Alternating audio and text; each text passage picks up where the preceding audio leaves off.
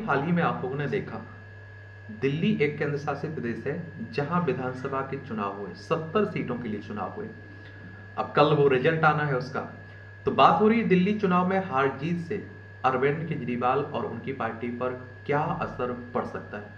अगर अरविंद केजरीवाल की जीत होती है तब क्या असर पड़ेगा, और अगर हार होती है तब क्या असर पड़ेगा। और जो एग्जिट पोल आए हुए हैं उसमें बीजेपी को जीतते हुए दिखाया जा रहा है और अरविंद केजरीवाल को हारते हुए दिखाया जा रहा है। और एग्जिट पोल कहने का मतलब है जब आप लोग वोट देकर बाहर निकलते हैं ना, तब से सर्वे करवाने वाली एजेंसियां आपसे सवाल पूछती हैं कि आपने किसे वोट दिया, आप किसे मुख्यमंत्री बनते हुए देखना चाहते हैं, आपके कौन कौन से मुद्दे थे। इन्हीं के आधार पर आप देखेंगे एग्जिट पोल जारी किया जाता है।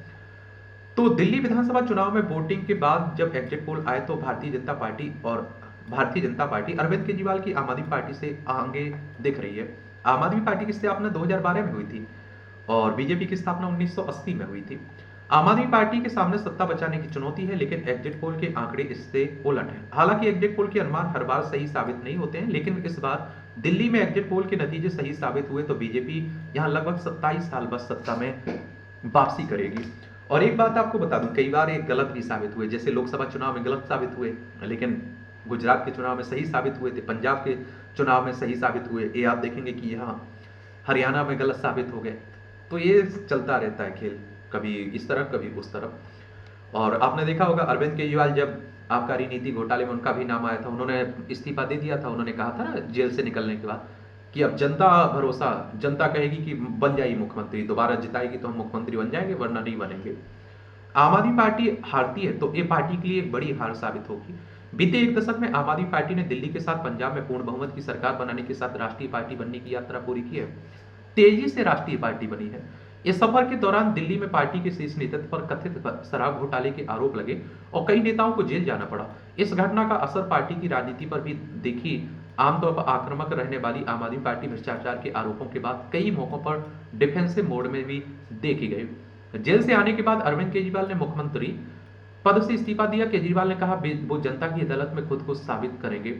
और वो साल 2011 था। लोगों का हुजूम दिल्ली के रामलीला मैदान में जुटा था। सिर पर सफेद रंग की IM अन्ना लिखी टोपी और जुबा पर भ्रष्टाचार विरोधी नारे थे। इस इन लोगों के सामने एक बड़ा सा मंच था। मंच पर अन्ना हजारे अपने सहयोगियों संग अनशन पर बैठे थे। इनमें से एक अरविंद केजरीवाल भी थे। दिसंबर आते आते अन्ना हजारे का भ्रष्टाचार विरोधी आंदोलन खत्म हो चुका था। अरविंद केजरीवाल ने इसके बाद अगले साल राजनीति में जाने की ठानी और 26 नवंबर 2012 को आम आदमी पार्टी के गठन हुआ।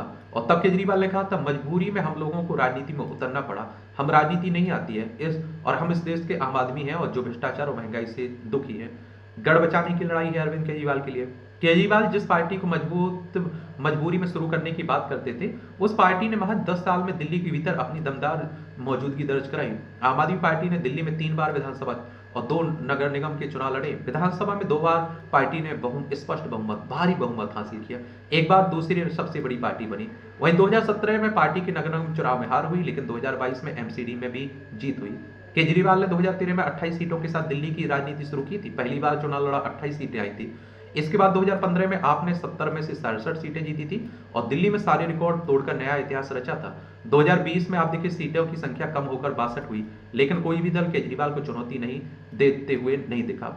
राजनीतिक विश्लेषक अभय कुमार दुबे क्या कहते हैं? ये कहते हैं आम आदमी पार्टी केवल 2 राज्यों दिल्ली और पंजाब की पार्टी है। अगर एक राज्य हार जाएगी तो उसका ऊपर बहुत बड़ा प्रहार होगा। दिल्ली आपका मुख्यालय है, यहीं से पार्टी लॉन्च थी, इसलिए यहाँ पर चुनाव जीतना उसके लिए जरूरी है। हालांकि लोकसभा चुनाव में आम आदमी पार्टी दिल्ली में अब तक खाता नहीं खोल पाई और आपने 3 लोकसभा चुनाव 2014, 2019, 2024 लड़े, तीनों में हार मिली। और ये आप देखेंगे केजरीवाल की अग्नि परीक्षा मानी जा रही है। 13 सितंबर 2024 को अरविंद केजरीवाल कथित शराब घोटाले में सुप्रीम कोर्ट से जमानत मिलने के बाद तिहाड़ जेल से बाहर आए और 15 सितंबर को केजरीवाल ने पार्टी दफ्तर में कार्यकर्ताओं को संबोधित करते हुए 2 दिन के भीतर इस्तीफा देने की बात कही थी। सुप्रीम कोर्ट हमारी सर्वोच्च अदालत है। संविधान के अनुच्छेद 124 के तहत सुप्रीम कोर्ट की स्थापना की बात की गई। 28 जनवरी 1950 में स्थापना हुई थी। अगर विधानसभा का चुनाव आपको भी लड़ना हो तो आपकी उम्र कम से कम 25 साल होनी चाहिए। अधिकतम उम्र की कोई सीमा नहीं रखी गई है। विधायक का चुनाव डायरेक्ट जनता यानी कि मतदाताओं के द्वारा होता है। अगर आपकी उम्र 18 साल हो चुकी है तो वोटर सूची में नाम जुड़ चुका होगा, आप लोग वोट डालने भी जाते होंगे। और ये चुनाव कौन करवाता है? इलेक्शन कमीशन ऑफ इंडिया, भारतीय निर्वाचन आयोग, एक संवैधानिक संस्था है। संविधान के अनुच्छेद 324 के तहत चुनाव आयोग की स्थापना की बात की गई है। 25 जनवरी 1950 में हुई थी। ठीक है। केजरीवाल का कहना था कि जब मैं तब तक सीएम की कुर्सी पर नहीं बैठूंगा जब तक कि जनता अपना फैसला ना सुना दे। उन्होंने कहा था कि वह अपनी ईमानदारी साबित करने के लिए जनता के बीच जाएंगे। केजरीवाल के इस कार्यक्रम को जनता की अदालत नाम दिया गया। जनता की अदालत की शुरुआत जंतर मंतर से हुई और 2012 में इसी जंतर मंतर केजरीवाल अपने सहयोगी संग अनशन पर बैठे थे। केजरीवाल ने जोर देकर कहा, मैंने तय किया कि मैं जनता की अदालत में जाऊंगा, जनता से पूछूंगा, जनता मुझे बताए कि मैं बेईमान हूं या नहीं। और आने वाले चुनाव केजरीवाल की अग्नि परीक्षा है। अगर आपको लगता है केजरीवाल ईमानदार है तो केजरीवाल को वोट दें। अगर आपको लगता है केजरीवाल बेईमान है तो मुझे कतई वोट ना दें। ये सब अरविंद केजरीवाल के। इसके बाद दिल्ली में केजरीवाल ने अलग अलग जगहों और इस तरह की अदालत लगाई, ईमानदारी पर वोट देने की बात दोहराई।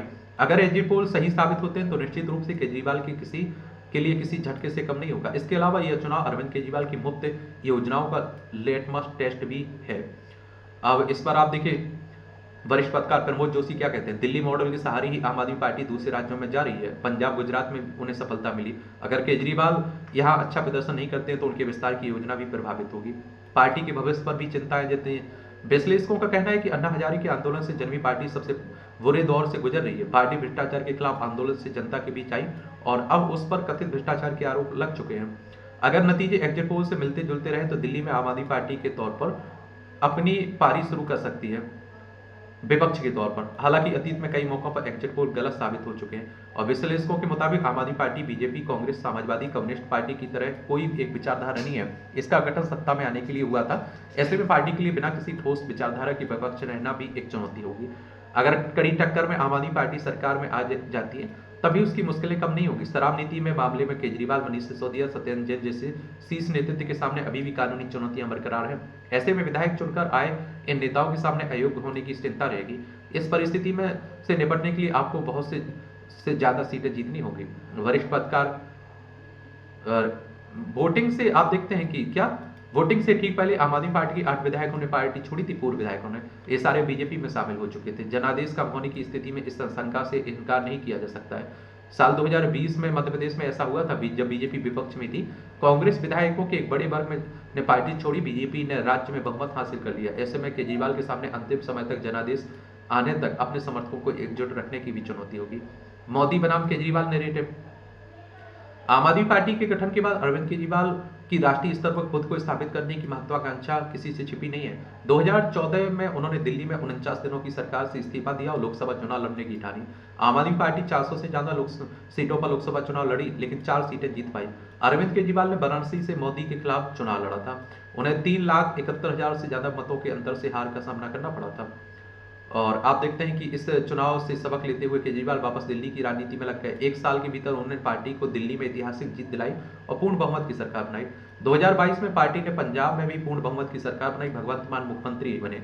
अब कांग्रेस के बाद 2 राज्यों में सरकार वाली इकलौती विपक्षी पार्टी है। दोनों राज्यों में जीत और दिल्ली में मजबूत होती पकड़ के बाद आपके नेताओं ने मोदी के सामने अरविंद केजरीवाल को लाकर खड़ा कर दिया। 2022 में मनीष सिसोदिया ने कहा था, पंजाब के बाद पूरे देश में अरविंद केजरीवाल को राष्ट्रीय विकल्प के रूप में देखा जाने लगा। अब तक लोग पूछते थे कि मोदी बना कौन। अब पूरे देश में माहौल बन रहा है कि मोदी जी की जगह अरविंद केजरीवाल को एक मौका देना होगा।